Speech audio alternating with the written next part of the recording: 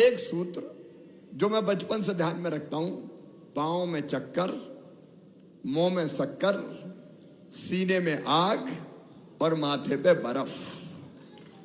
पांव में चक्कर मतलब सवेरे उठो और निकल जाओ अपने शहर में, निकल जाओ अपने वार्ड में। कई बार चाय भी दूसरे के घर ही पियो, सवेरे सवेरे अपने घर चाय पीने की भी जरूरत नहीं है। टाइम बांध के 1 घंटा भ्रमण करूंगा और लोगों से मिलना जुलना, संवाद, चर्चा, लोगों से बचना नहीं है, लोगों के सामने जाना है, उनको मिलने का मौका देना है। कई बार नहीं होगी आज समस्या हल देखेंगे, लेकिन लगातार अपने कार्य क्षेत्र में घूमते रहो। इसका मतलब है पांव में चक्कर। समझ गए मेरी बात? और सीने में आग मतलब काम करने की तरफ होनी चाहिए। मेरे वार्ड को सबसे अच्छा वार्ड बनाऊंगा, स्वच्छता में बनाऊंगा, विकास में बनाऊंगा, लोगों की समस्याओं को हल करने में बनाऊंगा या बनाऊंगी, इसमें कसर नहीं छोड़ना। ये सीने में आग होती है। देखो, आदमी को आलसी कभी नहीं रहना चाहिए। मैं मेरे ही उदाहरण दे रहा हूं। मैं सवेरे 6:30-7 बजे कई बार वीडियो कॉन्फ्रेंसिंग से कलेक्टरों को, कुछ जिलों को जोड़ लेता हूं। सवेरे सवेरे मेरा काम शुरू हो जाता है। सवेरे से लेके देर रात तक काम करता हूं। मैं थकता इसलिए नहीं हूं कि एक आग अंदर जलती रहती है कि और कर और कर। तू केवल सोने के लिए थोड़ी है, तू बैठने के लिए थोड़ी है, तू 8 करोड़ 8.5 करोड़ लोगों के लिए है, तो ये आराम करने का कोई हक नहीं है, तो कर। याद रखना, मैं जो बता रहा हूं अपने अनुभव से बता रहा हूं। अगर मन में तड़फ है तो शरीर से ऐसे रसायन निकलते हैं जो दिन और रात काम करने की ताकत आपको दे देते हैं, जैसे नरेंद्र मोदी जी को भी भगवान ने दी है। ये आता है अंदर से। और माथे पे बर्फ का मतलब है दिमाग ठंडा रखना। समझ गए नहीं मेरी बात? इस बार मध्य प्रदेश, इंदौर का तो स्थान है ही, भारत स्वच्छतम राजधानी, मध्य प्रदेश की राजधानी भोपाल स्वच्छतम राजधानी है, लेकिन इस बार शहरी क्षेत्रों में मध्य प्रदेश नंबर 1 स्वच्छता में आया है। इसके लिए मैं भूपेंद्र जी, उनकी टीम को, भदौरिया जी को और आप सबको बधाई देता हूं। एक बार तालियां बजाइए। हमको भी अपने शहर को नंबर 1 पे ले जाना है। आप सबका अभिनंदन, आप सबका स्वागत, आप सबको बधाइयां और आप सबको शुभकामनाएं। आप सफल हो और सफल होके जनता की सेवा करते करते आप सब ऐसा स्थान बनाएं कि जनता अपने पलक पावड़े पे आपको बिठा ले और आप अपने शहर और अपने प्रदेश की प्रगति और विकास के लिए लगातार आगे बढ़ते जाएं।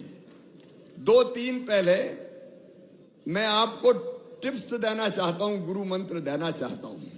पहली चीज, हमेशा हमेशा विनम्र बने रहना। तो पहली चीज, हम अहंकार ना लाएं, हम विनम्र बने रहें, यह पहली चीज है। दूसरी चीज, कोई भी कागज पे बिना पढ़े लिखे दस्तखत मत करना, पढ़े बिना कहीं दस्तखत मत करना। मेरी बात समझ गए?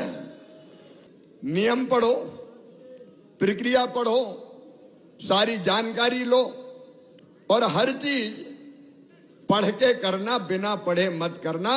ये मूल मंत्र दे रहा हूं। एक बात जरूर आप ध्यान में रखें कि हम जितने भी हैं, चाहे हम मेयर हो, चाहे हम नगर पालिका नगर पंचायत के अध्यक्ष हो, चाहे हम उपाध्यक्ष हो और चाहे हम पार्षद हो, देखिए, और मुख्यमंत्री हो जाए, मंत्री हो, हम सब हैं जनता के सेवक।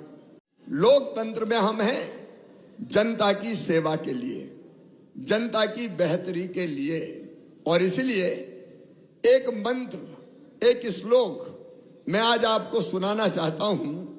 गीता में जो भगवान श्री कृष्ण ने अर्जुन को कहा था, अच्छा कार्यकर्ता कौन, तो उन्होंने एक श्लोक कहा था, मुक्त संगो अनहमवादी धृति उत्साह समन्विता सिद्धि असिद्धियों निर्विकारा कर्ता सात्विक उच्चते। मुक्त संघों का मतलब जीतने के बाद हम कुछ लोगों के नहीं हैं, अगर पार्षद हैं तो पूरे वार्ड के पार्षद हैं, अगर अध्यक्ष हैं तो पूरे शहर के अध्यक्ष हैं, उपाध्यक्ष हैं तो पूरे शहर के उपाध्यक्ष हैं। हमको ध्यान रखना है तो सबका रखना है। याद रखना, तुलसीदास जी ने बड़े सरल शब्दों में कहा था, परहित सरिस धर्म नहीं भाई, पर पीड़ासम नहीं अधमाई। दूसरों का भला करने से बड़ा कोई धर्म नहीं है और दूसरों का बुरा करने से बड़ा पाप कोई नहीं है। सही बात है कि नहीं? तो जीतने के बाद हम सबके हैं, हम बेहतर काम करने की कोशिश करेंगे। जिनने आज नहीं दिया कल अपन को देंगे, अच्छा काम करेंगे तो क्या चिंता की बात है, कल मौका देंगे वो। और इसलिए मुक्त संघों, अनहमवादी मतलब घमंड नहीं आना चाहिए, अहंकार नहीं होना चाहिए। देखो अब अपन ने ऐसा काम चुना है जिसमें जनता रोज आएगी, सवेरे 6 बजे पहुंच गए तो भैया सवेरे भी आएंगे, शाम को भी आएंगे, दोपहर को भी आएंगे, रात को भी आएंगे। बीमार हो जाएंगे तो आएंगे, पानी नहीं मिलेगा तो आएंगे, बिजली नहीं मिली तो आएंगे, मच्छर भिन भिनाए तो आएंगे। क्योंकि वो कौन के पास जाए, सबसे जल्दी कौन मिलेगा? सबसे जल्दी मिलेगा पार्षद। सवेरे सवेरे पहुंच जाएंगे। और इसलिए मैं कह रहा हूं कि मेयर और अध्यक्ष से भी बड़ी जवाबदारी कोई की है तो पार्षद की है, वो बड़ी जवाबदारी है।